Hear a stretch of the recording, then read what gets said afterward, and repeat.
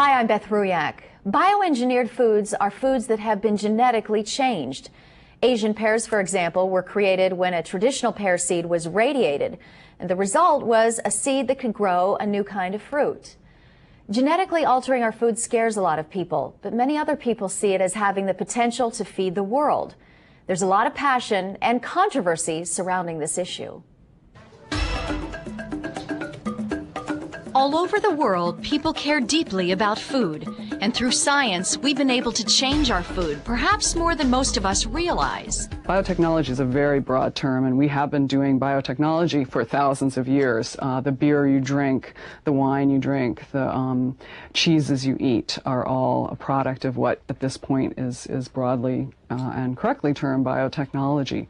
But that's not really what people are concerned about. No, we don't worry about the hybrid corn developed in the 1950s, but we do worry about the genetically engineered Calgene flavor saver tomato created in the 1990s. The hybrid corn used traits of the same species of plant. Genetic engineering enables DNA of unrelated species to be crossed. With genetic engineering, it is precise. You know what the genes are, you know what the traits are, and you're just modifying those. Life on Earth depends on a balance of nature and safe solutions to our worldly problems. By the year 2050, we may have as many as 9 billion people on Earth. And how will we feed them all? Martina McLaughlin teaches, writes, and lectures all over the world about biotechnology. She sees many of our answers in it. Really, at this point in time, we're going to need the tools that are available to us through biotechnology to be able to achieve a level of productivity with minimum impact on the environment. And I think that's the important part. The key question remains, will the public accept it? And Janet Broom is a plant pathologist with a different perspective. She believes it's smarter to work with this technology at a local level, seeing it as only part of the solution. You can't just suddenly insert a new production system anywhere in the world and expect it to be as productive and actually work the way it works in this country. There are more problems to solve. How do you increase food production and decrease pesticide and herbicide use? New crops farmed in our country today have been genetically engineered with built-in protection against pests and disease, and some appear to be working. Paper came out last year at the National Food and Ag Council in Washington, and they estimated that in 1998, and that's a couple of years ago, farmers saved $280 million by adopting herbicide-tolerant crops as opposed to using these nasty herbicides. The data I've seen is really mixed. That's not a foregone conclusion, unfortunately, because some of these products are engineered specifically to work with certain chemicals. So if we stick with the way we do it right now, absolutely we're going to damage the environment, and absolutely we're going to be going into fragile ecosystems. With biotech, we can improve the capabilities of plants to grow where they should grow, in the fields we want.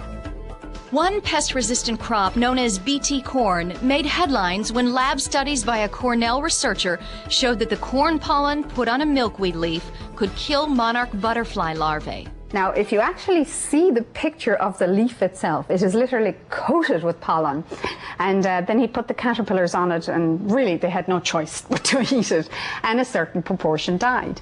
More recent studies show that in real-life amounts, Bt corn pollen is okay for monarch butterflies.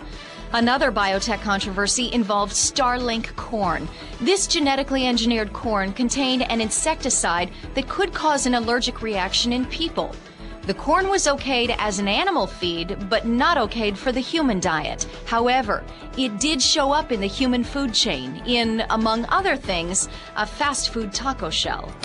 Nobody was injured, and I think that's important to recognize, but I think it is a good example of how our food system is, as you might say, leaky. It is not completely under control, under human control. Starlink corn is now entirely off the market. By the way, so is the Calgene flavor saver tomato. But many new crops are in the research stages. Grapes, within 10 years, may be modified to resist mildew, which means they won't have to be sprayed with sulfur, and this could greatly reduce worker illness in the vineyards.